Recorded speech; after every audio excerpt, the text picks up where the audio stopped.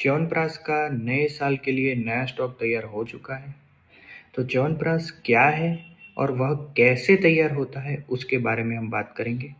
चरक संहिता में आचार्य चरक लिखते हैं कि अस्य प्रयोगस्य च्यवनः सुवृद्धो अभूत पुनर्युवा। इसका मतलब है कि च्यवन ऋषि ने इस रसायन औषध को शास्त्रोक्त विधि के अनुसार इसका सेवन किया, जिससे वह वृद्ध से पुनः युवा हो गए और उनके च्यवन नाम से इस औषध रसायन का नाम पड़ा च्यवनप्राश। च्यवनप्राश कुछ लोगों को लगता है कि सिर्फ आंवला डालकर ही तैयार हो जाता है, पर ऐसा नहीं है। चरक संहिता में च्यवनप्राश बनाने की विधि बताई गई है, उसमें बहुत सारी औषधियाँ डाली गई है। तो उसी शास्त्रोक्त विधि के अनुसार यह च्यवनप्राश 40 से अधिक औषधियों से सिद्ध किया हुआ शास्त्रोक्त विधि के अनुसार बनाया गया च्यवनप्राश है। तो इसका नित्य सेवन करने से क्या क्या फायदे मिलते हैं उसके बारे में बताना चाहूँगा।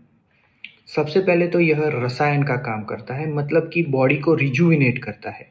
छोटे बच्चों से लेकर वृद्धों तक की धातुओं, मतलब कि रस, रक्त, मांस, मेद, अस्थि, मज्जा, शुक्र धातु को नरिशमेंट करता है।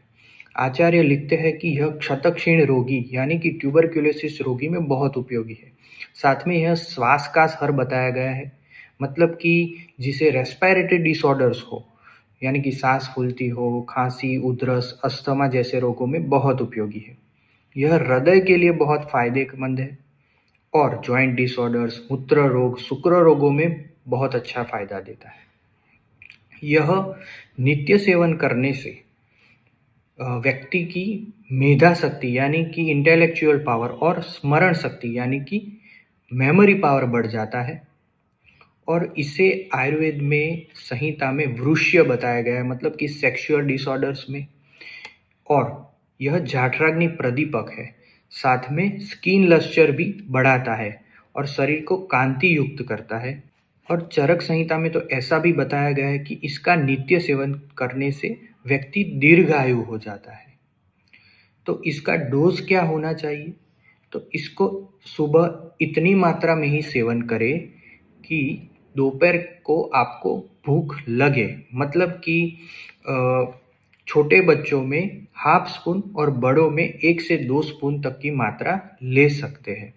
तो यह हमारा शुद्ध ऑर्गेनिक च्यवनप्राश ऑर्डर करने के लिए आप व्हाट्सएप या कॉल पर हमें संपर्क कर सकते हैं। राधे राधे।